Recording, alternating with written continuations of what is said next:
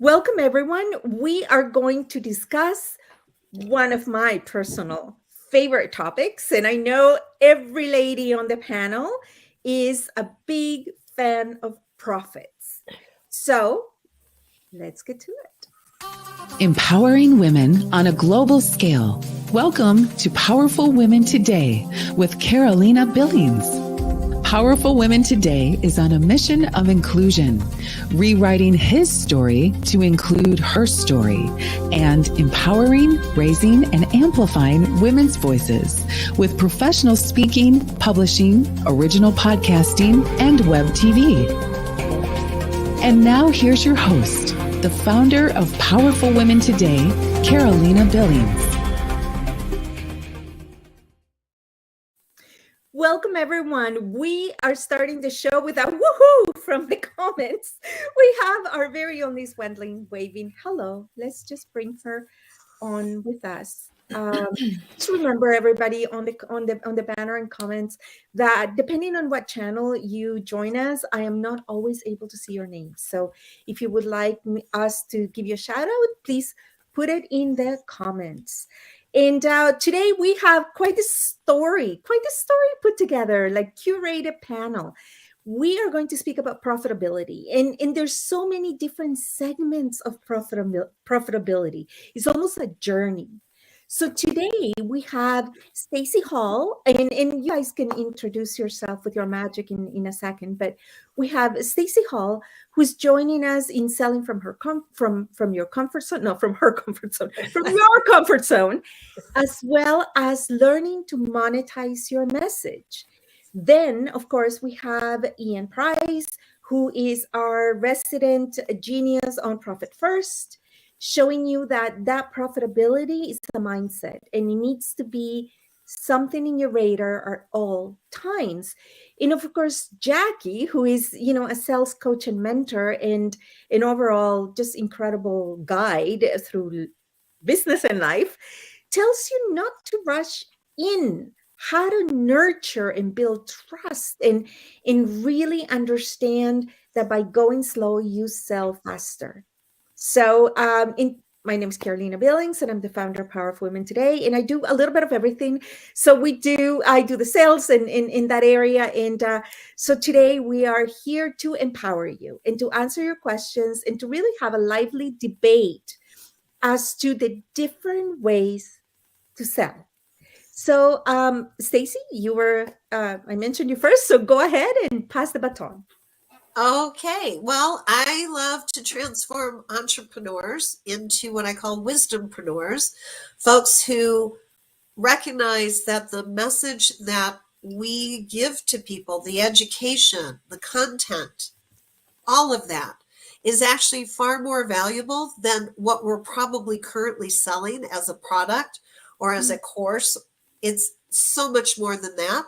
And so that's what I do. I transform entrepreneurs into wisdompreneurs to increase their income, make a bigger difference, and leave a legacy that lives on long after they're gone. And it looks like, okay, so that would be, over there to my left is Ian. So Ian, what? Hi, my name's Ian Price Murphy. I'm the founder and owner of Moxie Bookkeeping and Coaching, and people hire me to help them cut through the confusion of the money stuff. So I help folks get at-a-glance financial clarity without spreadsheets by using the Profit First cash management method. Yes, and we're going to talk about that. It's so simple, and yet it works each and every time. So, Jackie. I am Jackie Joy with Selling from the Heart, and it is my vision and passion to have salespeople build relationships first before they go in with commission breath. And to have them really, I've seen too many people go into sales and jump right out of sales because they didn't think it was an honorable profession. That's right. And it is an honorable profession. It's just the training hasn't caught up with how people need to sell. You need to treat people like they're human beings and not a dollar sign. Though building relationships, you can make those dollar signs. And here's what I love about our panel today, right? Because in one breath, everybody's saying, oh, you're a servant leader. You're here to serve and give and give. And you're like, okay, well, at some point I need to charge, right? But on the other hand, just like Jackie said, it doesn't need to be obvious that you need this sale because, we keep saying that, it's about the problem you solve. And when you come on so strong, pushing the sale, the only problem you're solving is your own commission. You're perhaps not taking the time to listen to your client. So, Ian, what got you inspired with Profit First? And what is the greatest thing that people misunderstand about the program? Yeah, I got started with Profit First because I read the book, kind of doinked myself on the head of like, ugh, why didn't I write this book? It was a system that I was already using in my personal life because I didn't want to have to worry about making sure that my personal finances were okay while I was focused on the business. And it was like such an easy line to draw, like, oh, just 2 more inches and I would have been organizing my business cash in the same way. I like to explain it that it's like taking your financial junk drawer and organizing it into financial silverware drawer. So you can see exactly how much you have of each utensil, each tool, so that you're spending with pre-planned intention. And the thing that I wish people really got was that profit isn't a dirty word. Mm-mm. Profit first does not mean profit at any cost. It means honoring your place, your needs, putting yourself first, so that as we're coming from this place of service and giving away and being of value, that we're serving the right people at the right time in the right way, so that we can allow that to come back to us in the form of dollars At the right price, at the right price. right? Because is this discounting, and we're going to talk about that, all of that today, right? It's like sometimes like you're buying business. You know what I mean? Like if you're dipping so low in your profitability that you're literally buying business, and that's not always a good idea. So tell me, Stacy, you deal with with all different types, and I remember one of the very conversations that you and I had was that the sales training world is broken. Yes. And you came in, and we're featured in your book for one of the case studies. Yes. I remember we just met, and you're like, you know what? There is a better way. There is a better way. So tell us about your book, and what was the big aha that you were able to codify the new way. Well, the new way, I would say, is first off, stop listening to the sales training that says we have to go for the no and that we have to continue to be pushy and spammy. There's enough studies now that prove that salesperson equals pushy, spammy in most people's minds. So that has to stop. And I know Jackie and Ian agree with me here, and they teach that as well. Beyond that, what I always love when Jackie talks about commission breath, because if the only reason we're selling what we sell is to make money, if that's the only reason, the likelihood is we are not going to make many sales, because it's not possible to then have empathy with the people who need that product. They need the product, or they need the service, and they have a reason why they need it. And that's where we're supposed to be meeting them, being in alignment with understanding that need, talking about that need. And if we do it long enough to the point where people come to trust that we really do understand the need they have for it, we don't have to sell it. All because they're going to ask us, so tell me, how does what you do help that situation? Thanks for listening to me. Can you help me with that? That's going to be the distinct difference, is when they ask us to tell them how we help, how will this address that issue that they're having? So there's no need for a script. There's just a need for 2 ears. Oh, amen. That is, you know what? That is so true. And we see it time and time again. And I'm going to say it. I'm just going to come out and say it. The inbox at face, it doesn't matter what channel, whether it's Facebook, LinkedIn, or, or all of that, right? Those emails that you get, that is like, they're not even saying hello. It's like, hi, blah blah blah blah blah blah blah. We noticed on your profile that you may be in need of nuclear fuel. Just like, where? Can you please show? And at times, if they catch me on a humorous day, I will answer and go, you got to show me where on my profile you saw that. Because if it's there, I'm like lying to people, right? And because it's like, how does that work? How does that work, Jackie? Especially when we're speaking about relationships. Well, I have to share this with you because I got this today. A text message. Hi, this is Chris. I work with a private lending firm. If your business is searching for a term loan LOC consolidation, please let me know. We can have something priced out for you today. So I responded to him.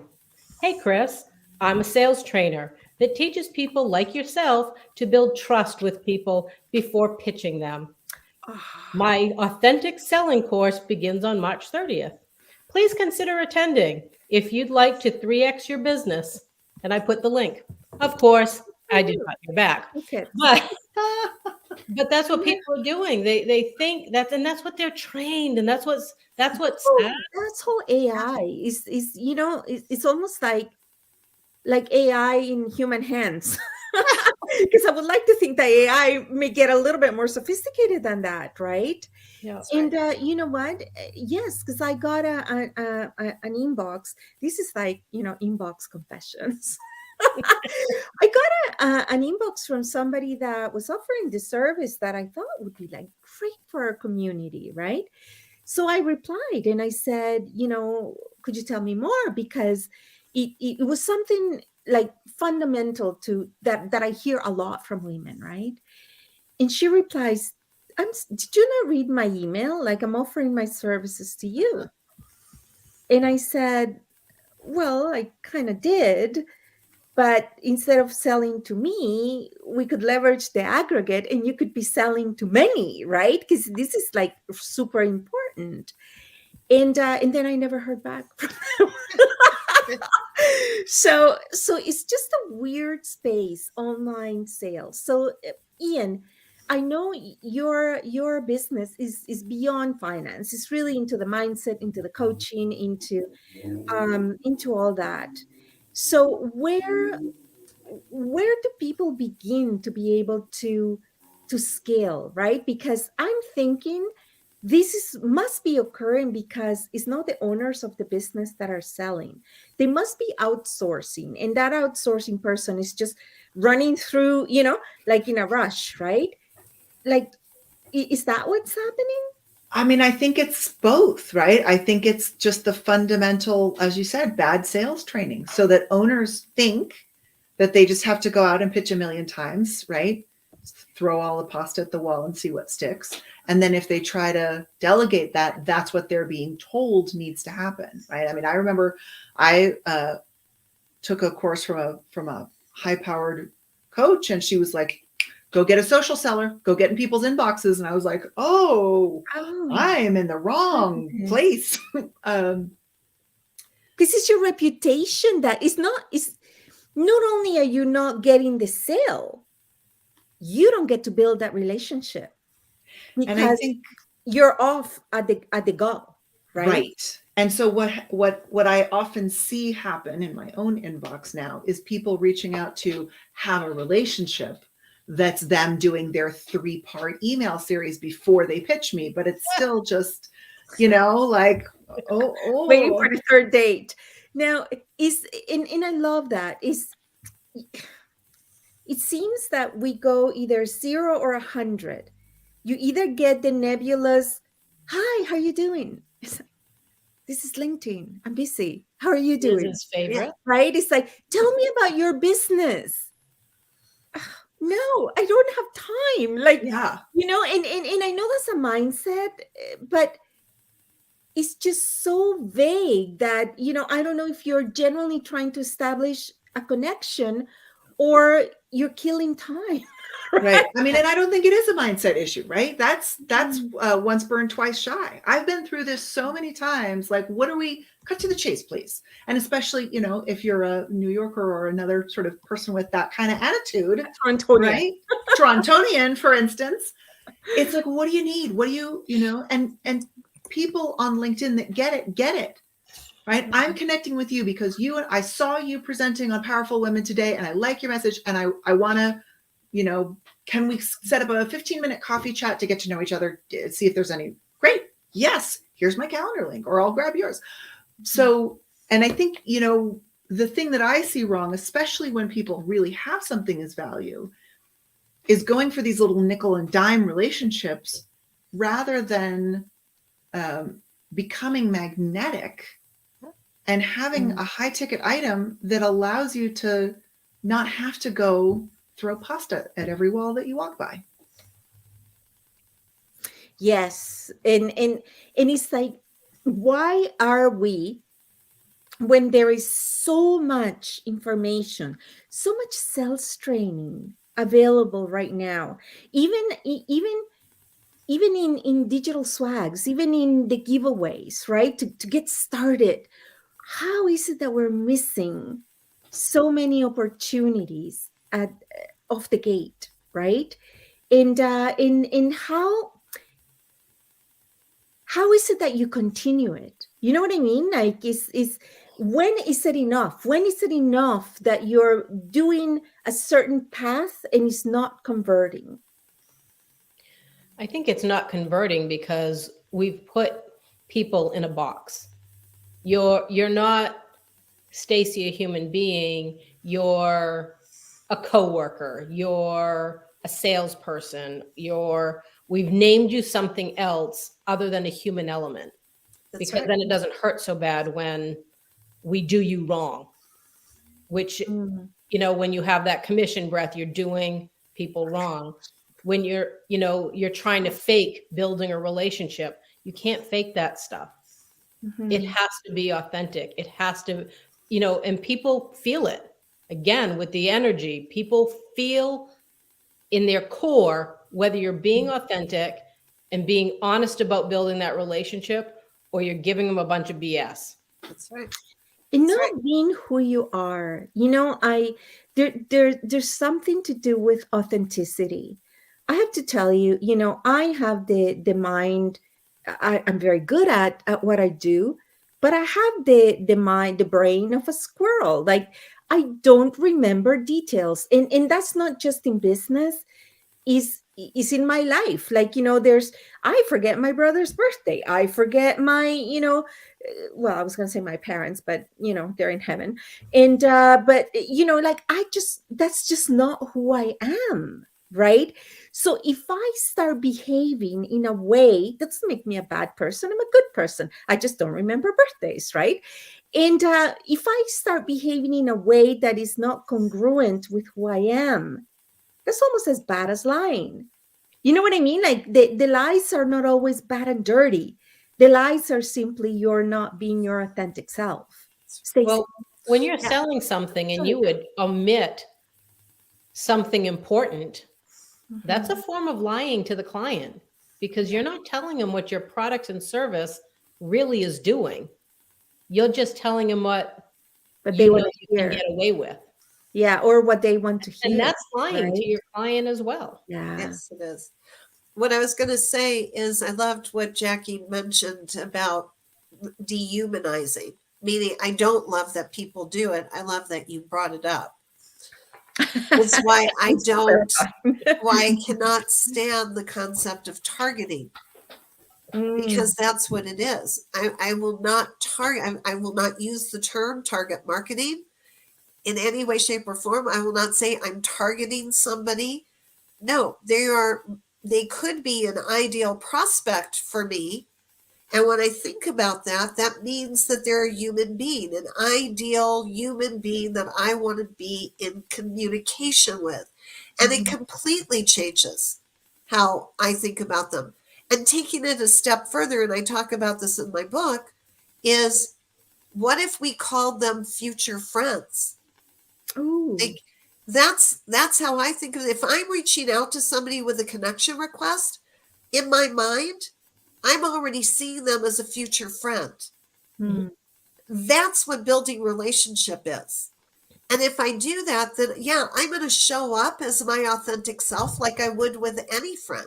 If, if I'm going to do my best, let's put it that way. And it has me not be ready to jump in to sell, but to find out like I would with anybody, are you somebody that I even want to know, let alone do business with? Right. You're friendly and you're way nicer. I think I'm a little more to the point. Back to that Torontonian, not all Canadians are super nice. I'm more to, I think it's maybe because I just left corporate not too long ago, that I'm still in the mindset that, I want to be, and it works for you because you're authentic, right? And people love you for it. That's why you got such great following. But, I tend to be more to the point. It's like, in back to DISC, right? Back to the personality and communication styles. I speak bullet point, and people can see it on my emails, or I'm not being rude. It's just I don't know. I like kind of succinct to the point kind of things, and the thing about not being authentic is that you're not able to carry it forever. If eventually your you's going to show up, right? And being authentic from the beginning, and maybe onboarding people and say, you know what, I end my sentences with a period, but that doesn't mean that is just done. Right? That's just how it comes across. But Off you're with your head. letting, yeah, like it's like, so shall be written, so shall be done, right? And there's a lot of people that it's like, oh, I didn't know we could have opinions about it. And it's like, yes, that's just how it comes out, right? But you're onboarding people. That's what in coaching we call creating an alliance, right? Is some people don't mind being interrupted. Some people, please don't interrupt me, right? And that has a lot to do. And actually, as a woman, I just read, and I thought of you, Stacey, because I know you're very respectful of not interrupting and not being interrupted. And he said that one of the challenges to us for women's assertiveness is to interrupt. So it actually challenge was interrupt someone today. And I thought, oh, I must notify Stacey. It's about the listening. I want to make sure I'm listening and I've heard it all before I respond. It doesn't have anything to do with assertive or not for me. Oh, no. It's and you know what I love? I love that all of us, well, almost every single mentor expert at Powerful Women today is extremely successful on their own right. And we all have such different styles, right? And it goes to show you there's, the best that I think as salespeople can aim for is neutrality, right? Just go at a neutral kind of calm space to see what the other person shows up, and then you can begin to establish an alliance. So let's go back to profitability and it being a dirty word, because it's not. It's the most beautiful word on this planet. I'll tell you why, because that's what our economic system is built on. We are a capitalistic society where we buy and we sell for more than what we buy. That's just the premise of it.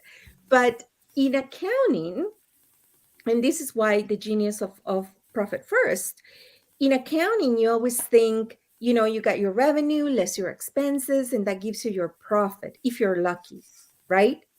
If you're lucky, you end up with your profit. Now, profit first flips it around and takes it a step further, which is pay yourself first, along with the profit first. You So just brought Ian into a Zen moment. It was so yeah, I cute know. to watch. She's just She just went, just calling all why? all the energy from the universe right now because she's coming out. So tell us, Ian. tell us what this is all about. Yeah, I mean, that is the fundamental trick to it, if you will, right? And the reason that that feels so important to me is because even if you have a pretty juicy bottom line, right, the profit on a profit and loss statement, we forget all of the things that that money is supposed to do. So oftentimes that's the owner's pay. That's the emergency fund. That's the growth fund. That's the debt pay down, right? And so, if we don't have a super almost ridiculous amount of profit on that bottom line, we are likely starving some very important part of our business or our life. That's right. You know, and so traditionally, small business owners, myself included, for a long time, would look at the bank account or the report bottom line and go, look at all that cash. What do we want to do with it? Let's sign up for another course. Let's go, you know, on a convention, do something with it. And without realizing what we were actually doing was overspending. And so by knowing the percentages, the sort of ideal percentages for your size business and your value structure, to say, I want to set aside 5, 10, 15, 20% profit, because that's where my impact comes from. That's where, when the economy takes a dip, I can continue full steam ahead without having to stop and freak out and worry about where the next money's come from, because I have my emergency savings. So I set aside my profit. I set aside to pay the taxes, because we all know the tax man is coming. I set aside to pay myself, so that, again, as income fluctuates, as it naturally does with, you know, the seasons, there's both the little waves that come on the beach and the larger tidal motions. This is the nature of business. That, because I think of it like filling a glass, right? So I fill the glass with new cash, and hopefully I'm drinking down and using that cash less quickly than I'm able to refill it.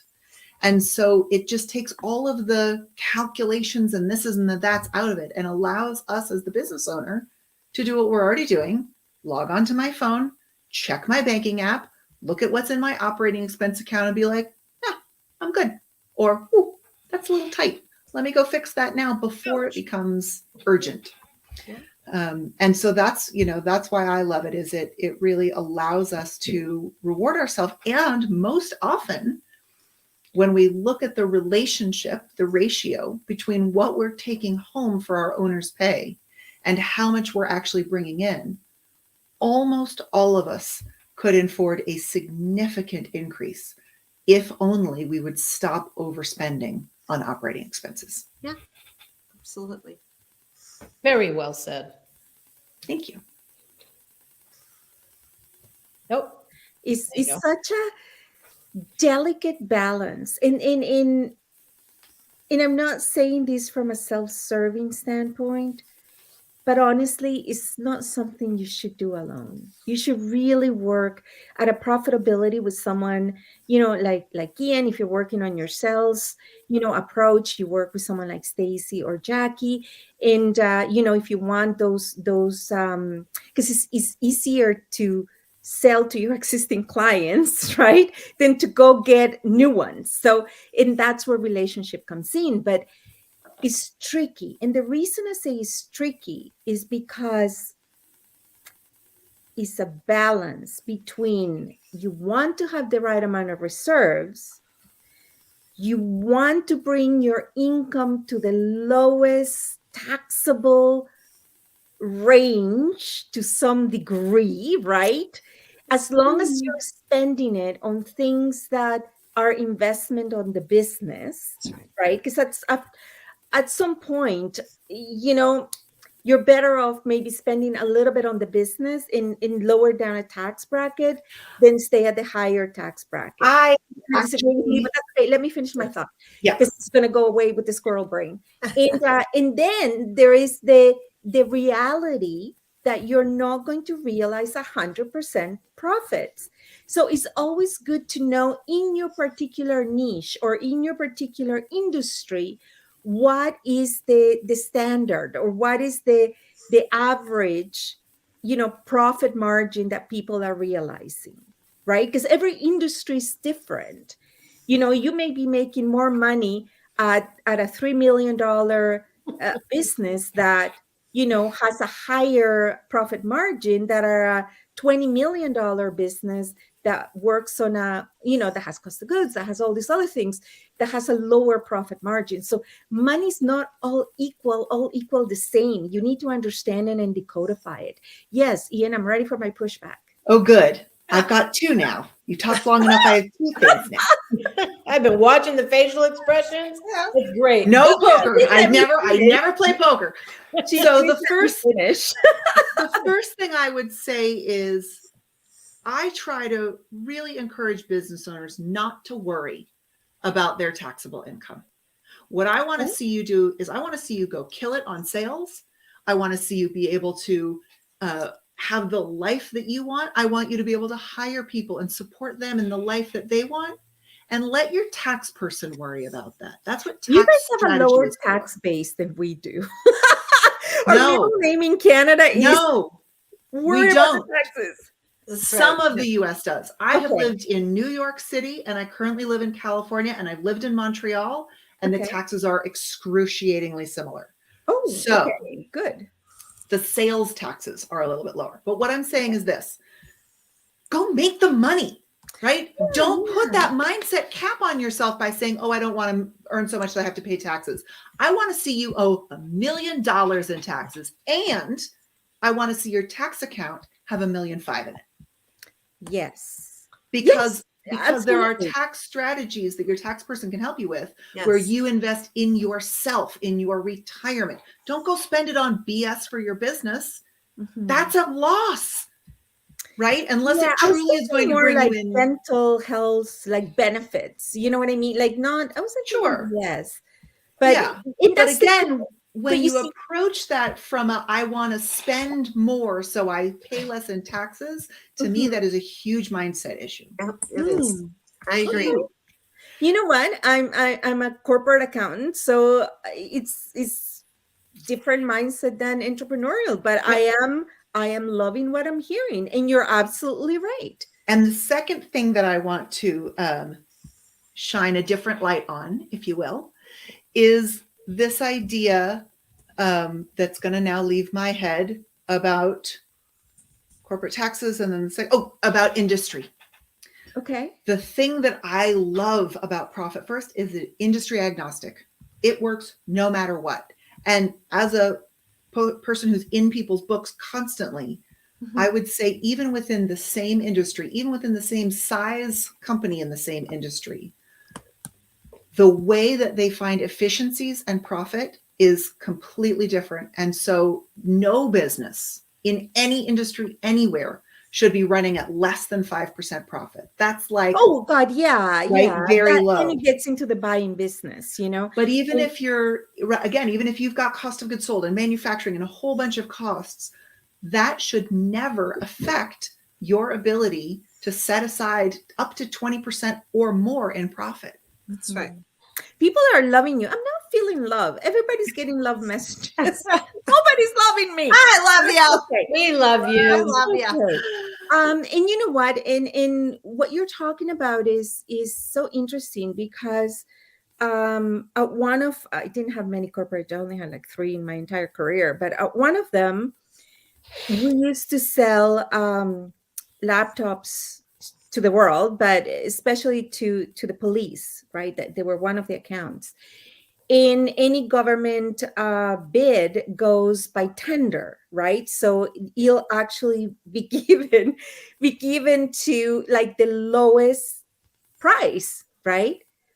We lost bids because the winning bid went in at a 1% markup from costs.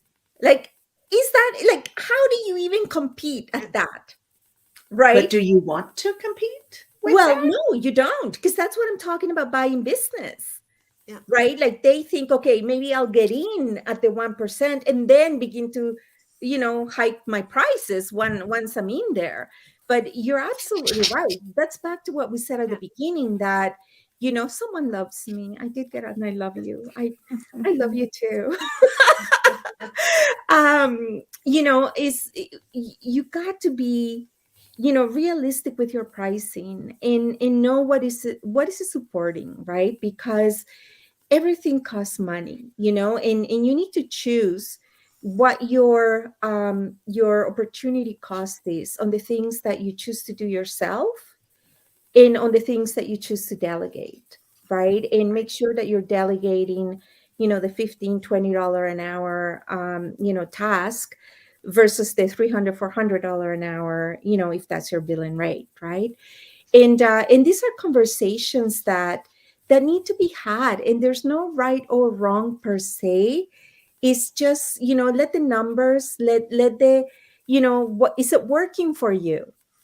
If being rude works for you. There's actually a famous restaurant at home that the lady was just vicious, like the soup. Well, I'm not going to say it, but from Seinfeld. It's like being super rude, and it becomes a joke, and more people come, and they still, it's like they would antagonize her to see how rude she became. And okay, great. The thing is it working for you, right? And how do you feel at the end of the day, having to be that persona that is generating that type of sales? Jackie, I love the fact that you have the word love, selling from the heart. And that is something that is quite often um, you know, kind of identified with women, but that's not the case. That's also for men too. And selling from the heart, selling with love, no matter how you put it, that doesn't mean it has to be mushy. Ask my daughter. She'll go, I need the compassionate, caring mom, not that this is a life lesson, mom. I do the same with my clients. If I know something is going to be beneficial towards them, I don't go, oh, whatever you want. It's okay. Mm. It's no, you have this right now, which does this, and it doesn't do this, and this. And those three things are what you are most concerned with. This product does this, and this, exactly what you're looking for. So just because you sell from the heart, sell from your love, sell from however people skills, all that doesn't mean you're a pushover. That's right. I love Lord it. knows, ask my family, I am not a pushover. Oh, I don't think so. Especially when they get me hot. So, Stacy, your book has done just like wonders. Like I think I cannot go on any social media without seeing someone flashing it. Great cover, by the way. And Thank you. so tell me, when someone reads the book, right? In as the author, right? What do you envision that? Yours is right on the bookshelf, Jackie. So in a moment, I'll go grab it. We're all going to be sharing yours. it. Mine's coming soon. Mine's coming soon. Ian's book's coming out. That's right, in May and June. Yay. PWT Publishing. But what I was going to say is, when you're writing, right? And I forget who said it, but I think it was George Orwell, actually, that writing is your love letter to the world. And in your heart of hearts, what do you wish someone walks away with after reading your book? After reading the book, well, to a great extent, and I'm going to first off completely agree with everything Ian said, because if you're not making a profit, you're not going to sustain a business. And what Jackie said, which is coming from the heart, doesn't mean we're gooey and ooey. It means that we have a heart and we care about what it is we're offering to the world. Mm-hmm. And we're making sure that we're connecting with the people who need it the most and having true, as you said. So here's the love, Carolina. You talked about authenticity, authentic conversation. So just keeping this all together. What I would like people to walk away from my book with is all of that, because it's all in there. And this, our comfort zone is our power zone. In the same way that being from your heart doesn't mean you're a pushover, It also doesn't mean if you're in your comfort zone that you are lazy. It is the exact opposite.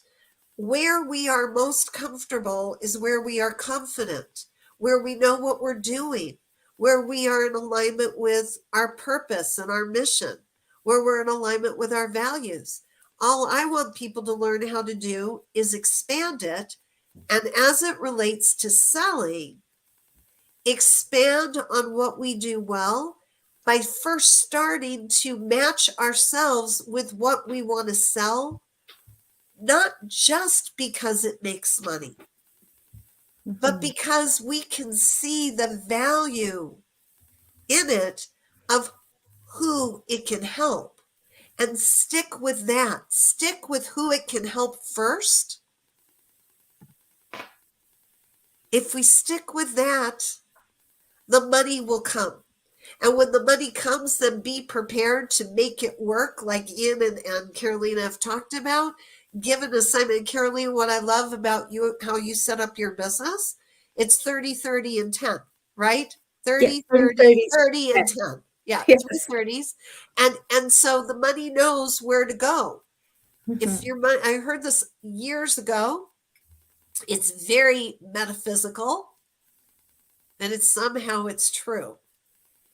If you know where your money's going to go once it starts coming in, more money starts coming in. Right, Ian?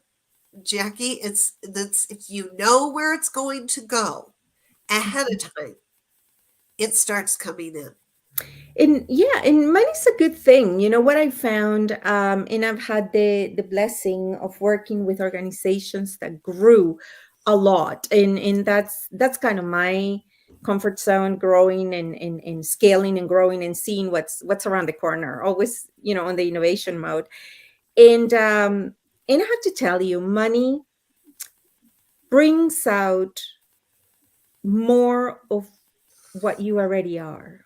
Yes, that's true. So if you're a good person, more money is going to make you an even better, greater person, because chances are you're going to do good with it.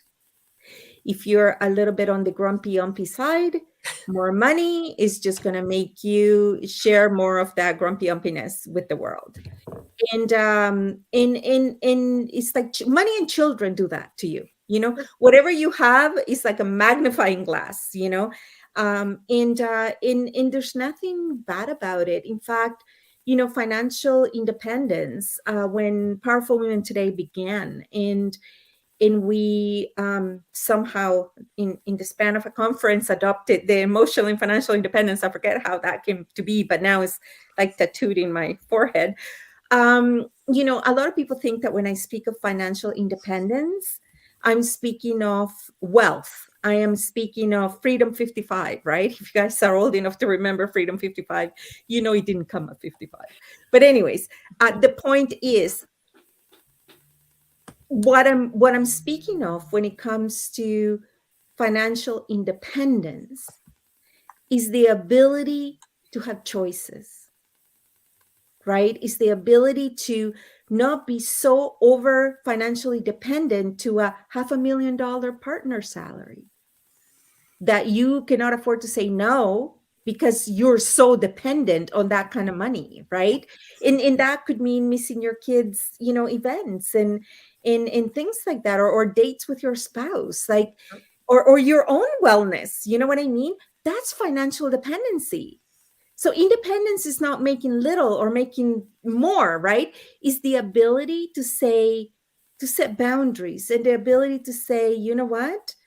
This is enough for me. I rather go and start my own business on my own, right? Kind of thing. Or I rather, say, okay, you know what? $500,000 is great for my business. I want to only work 3 days a week. Right. And I'm not saying this is the right thing for everyone. It's just what's right for you. Right.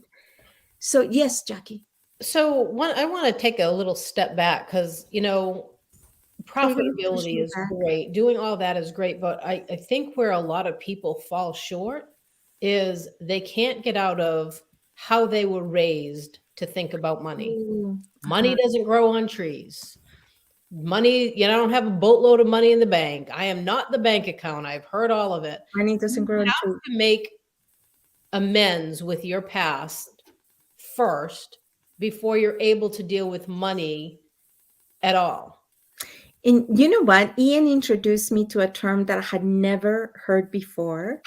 And when you've been around the block as many times as I have, we've just about heard it all, right? You called it an economic migrant, Class immigrant. Yeah. a class immigrant. Same, Similar. same. Yeah, to share, because it's so tied to what Jackie's saying. And and I want to hear, because you guys articulated, I'm a riches to rags, to riches to rags, to riches to rags story. So I come from a slightly different, because that's got its own residue as well, But speak about this class immigrant, and then I want to complement it with what Jackie was saying, please. Yeah.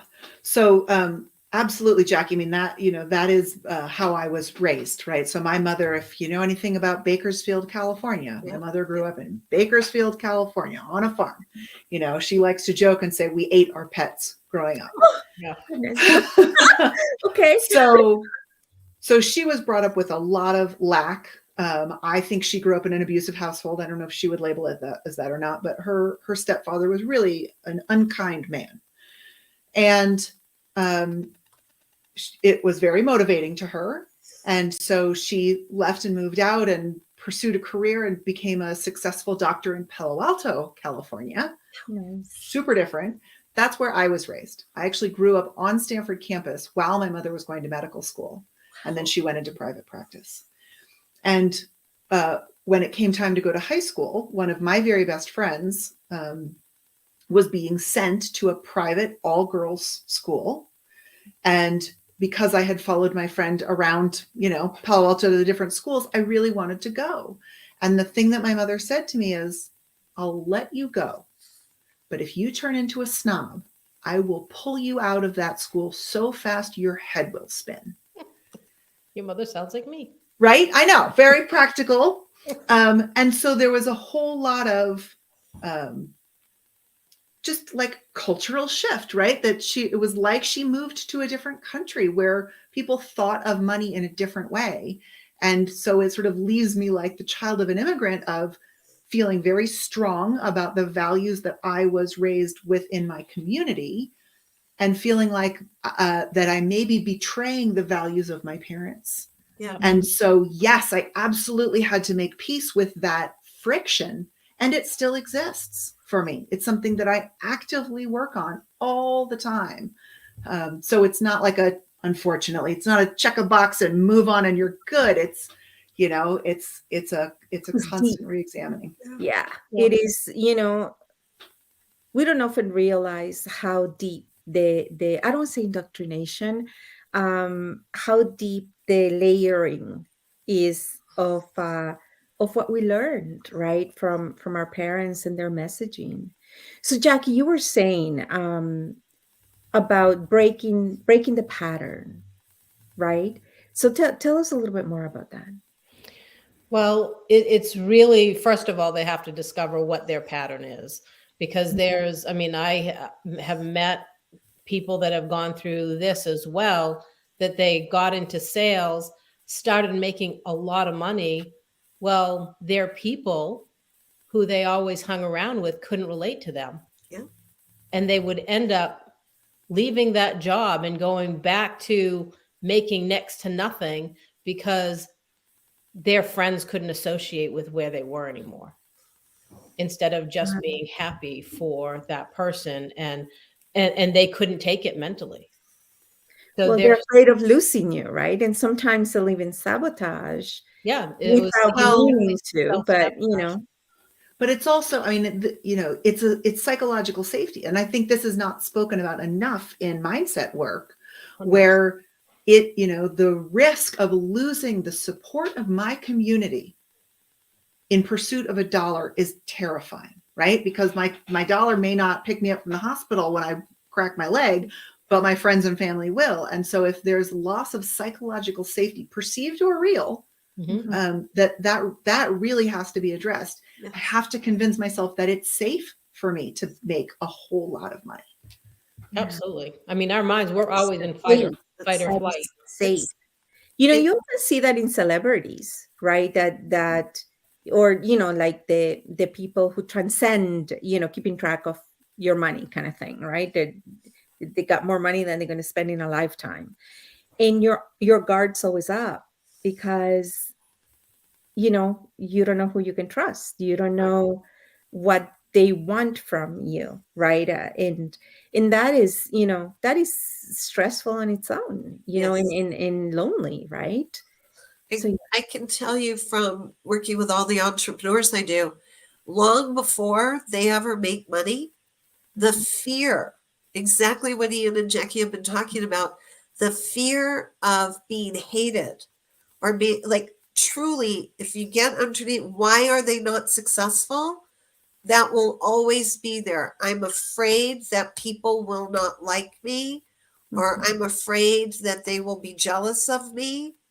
And when we trace it back and say, well, what makes you concerned about that? Well, I can remember my parents saying negative things about people who had money. I can Mhm. remember, other people talking about, how snooty and snotty, and I don't want to be that kind of person. Like, okay, good that we're getting this discovered now so that you can figure out what kind of person you want to be when you have money. And oh, by the way, there's lots of people out there who have money who are good people. Indonesia. And so one of the exercises I have people do when they're stuck in that is I say start looking in magazines, on social media, wherever, stories about people who did good things with their money. Have more stories about that than you do about the people who are the bad people that you can think of. Powerful Women Today magazine coming out March 30th. That's Exactly. a great place to start. Exactly. You know what is it's so funny. And I think, I don't know, is I grew up in Latin America, and there's kind of like no middle class, right? So you're kind of like the poor of the rich. And so money is never been a thing, it's just, I don't know, it's just always there. It just always comes, and it's usually not a measure of who you are, but it's just one of those things that I mean, I'm not naive. A single parent that's provided a double income, household for myself and my son. But it just doesn't define you. You know what I mean? Like, is It shouldn't define you. in But I think in countries like ours, one of the blessings, and that is something as we begin to expand with Powerful Women Today and working with Yvonne Dam, who's now opening, Europe with us. And is being that cognizant, that I remember speaking to somebody from Africa, and I think it was from Senegal, and I was, on my little tirade of, women earning, 80 cents on the dollar. And she's like, sweetheart, 80 cents on the dollar. Try 30 cents on the dollar. Yeah. And I'm just like, oh my God, I just got goosebumps on my legs. It's just, in North America, it kind of like it does, but it doesn't. You know what I mean? Because anybody can kind of like work your way into something. And but places around the world is, it's not that easy. Because even if you attain the money, you're still not belonging. You're still not welcome, and I think that is so sad. And when women actually rule the world, and I know there's gentlemen listening to us and watching us, and we do have brothers within our mentor experts, it's going to be a different place. And we're not waiting for 20, 30, or 200 years for pay equality. We're doing that right here, right now. So this there's is actually a book coming out next year called Here Comes the Girls by oh Don well, Barden. And it's all about women taking over leadership roles. exactly. And you know what? I like, I'm half kidding, half not. Powerful Women Today is the magazine, and in our ecosystem, of course, is being able to have that safe space where you can talk about the ups and downs, where you can and you're speaking among peers. Like there's, I have in my walks of life met people that, maybe represented a brand for someone else, and they were like just like raking in the dough, and there were, other academics that just could not find their grip, right? So it's not one story fits all, right? It's just, what Ian said, and I think in the entrepreneurial world for women, because many of us are first generation entrepreneurs, that we understand that business is cyclical. There's good times, there's bad times, there's things beyond your control, right? That doesn't mean that you're lazy or you're a loser or you're a failure. It's just like, dude, there's an economy out there. I own a restaurant and the virus has shut us down. Like, what would you like me to do, right? And it's that entrepreneurial environment that you do need to surround yourself with people that are not going to, sell you puppy dogs and rainbows and tell you that everything's going to be okay 100% of the time, but someone that understands the difference between your effort and the outcome, and in the intersectionality of both, right? So this has been, of course, lovely and amazing, and I cannot wait to see everyone next Tuesday at 7. Actually, that is the last Tuesday we are doing. After that, we switch to Wednesdays.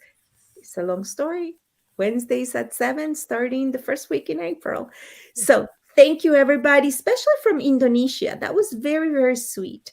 And we got, thank you, Liz. I love you too. Because I'm going to rerun the show that Liz and I did about calling a spade and call sales for what it is, sales, because it was so powerful. It needs to be repeated. So thank you, everybody, for joining us, and have a lovely, lovely evening. Reach out to powerfulwomentoday.com, where you can connect with all of our mentor experts, and I'm sure they'll drop their book links, all things good stuff in the comment section. So thank you. Thank you. Take care, ladies. Thanks, everyone. Empowering women on a global scale. This has been Powerful Women Today with Carolina Billings.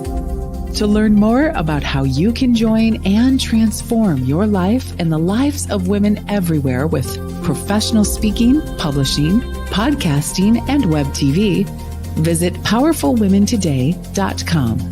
Remember to subscribe to this podcast on iTunes, YouTube, or wherever you like to listen and watch your podcasts.